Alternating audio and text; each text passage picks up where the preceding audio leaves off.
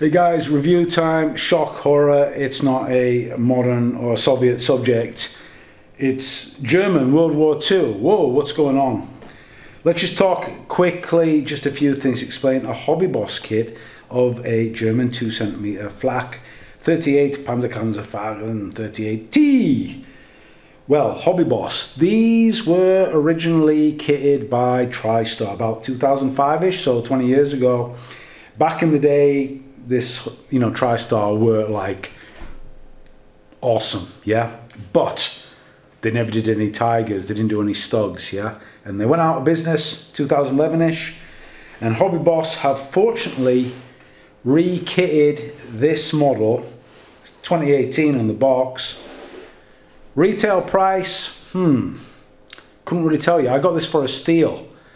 I literally stole it from Pablo when I was in Moscow the last time I visited him. But anyways, yeah, we have a World War II group build on Patreon. Come on, join us and you can build some World War II stuff with us.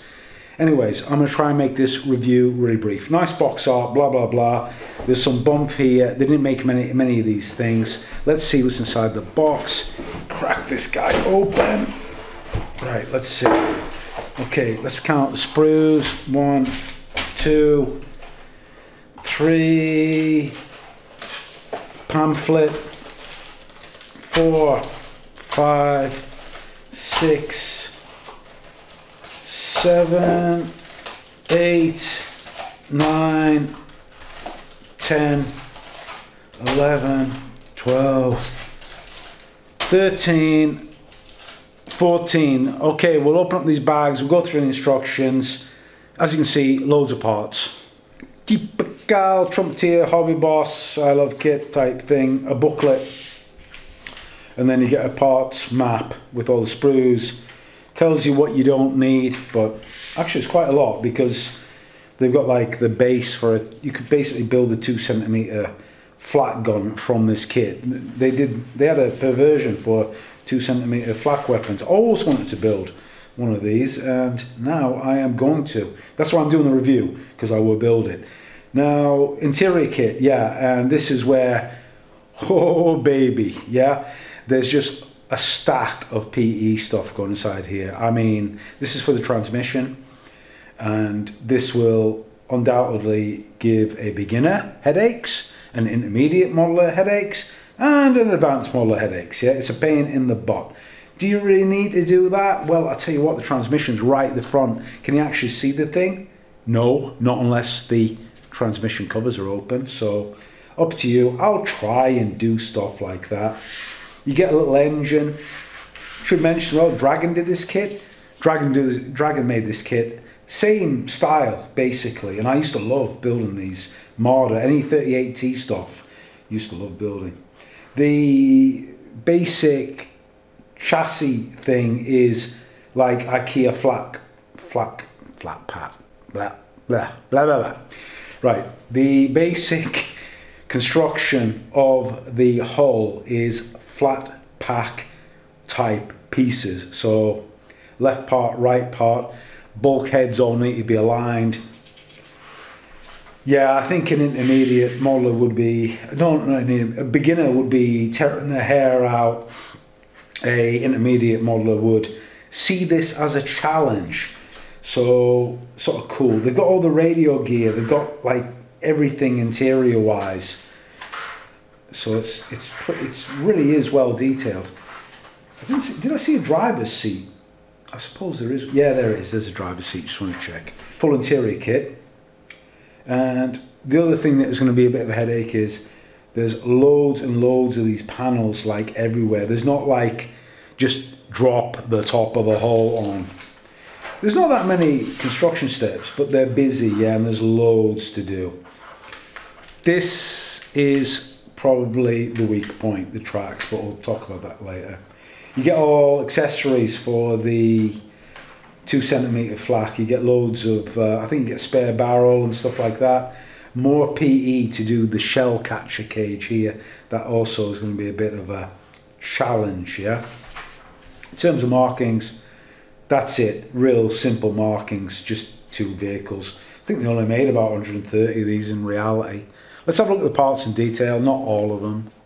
I'm not going to do this in any particular order, I'm not going to show you everything, but sort of highlight parts are the 2cm gun itself with a slide molded barrel, so the flash hider, etc. is, you know, it's quite nice. A lot of people would opt for a replacement barrel. I'm not going to, because it costs way more than the kit, you know, and this is fine. So the people who really found these kits like awesome were like detail freaks like myself, that like lots of like really nice finely molded detail. And yeah, Tristar back in the day, they did the job, they really did. Yeah, like I mentioned, you get all these the 2cm ammo cans, all stuff like that, all spares, all nice details. Here's some of that transmission detail with all the sort of like heatsink ribbing. Of note are these seats, I think I don't think they're for this kit. Well, I'm not too sure, maybe they are, I don't know, I have to look in the instructions, but everything is really detailed in terms of all the bolt work, and like, wow. But basically nobody's gonna care because nobody really wants this kit. But guys, answer the question, if this was a Tamiya, would you all be gushing over it because everybody's going mad about the stupid little pack gun that they're bringing out, and that's all they can do at the moment? But anyways, back in the day, this was like, I mean, it really is good. You know, 20 years ago, like a kit with super detail. This sprue's got the gun mount on it, so you're looking at some, I suppose it's upper hull detail with all the rivets. Like these 38Ts were sort of like bolted together, you know, like the German army's using old stuff and reusing it for anti-air defense, which was more important. I don't know what the heck these are, but they look like a nightmare. And as I was saying, this is the length of the vehicle. Basically fits inside the palm of your hand. So here's obviously lower hull, which needs a lot of detail. There's a couple of schmeisers there that are in their stowage points, fender brackets, gas mask cases, all sorts of stuff. Yeah, these are the fenders. They're pretty thin. They've got a really nice detail on these. Looks really good. This is the sprue for just the like 2cm flak, you know, mounted on its, you know, trunnion base thing. And there's actually another 2cm cannon, and this one also is slide molded, so you get a spare gun. I don't know which one to use at this stage, but obviously one of them I don't, because I know that it's like a single, it's not like a twin mount or anything. Here's the shields, and these are pretty dang fine, which is what I like. You know, they're quite thin, they're not clunky at all, look pretty good. And you can actually see, I suppose all of these sprues I just noticed now, it's got the old Tristar, so instead of Hobbyboss, and there it says which kit that was originally. There's the engine block, looks like the intake for the fan there, probably fuel, yeah, I suppose it's the fuel cans or something like that. Again, everything is like super fine detail. I mean, look at this part here, that looks amazing, looks really well done. So why did they, I think they went out of business because they didn't do Tigers, but that's just my theory for Tristar, poor old Tristar. Obviously an important sprue is the running gear, and again, lovely detail on the drive sprocket, on the road wheels. I suppose this is the rubber portion that goes on the outside, anyways, something. And there's a suspension mount, 38T style.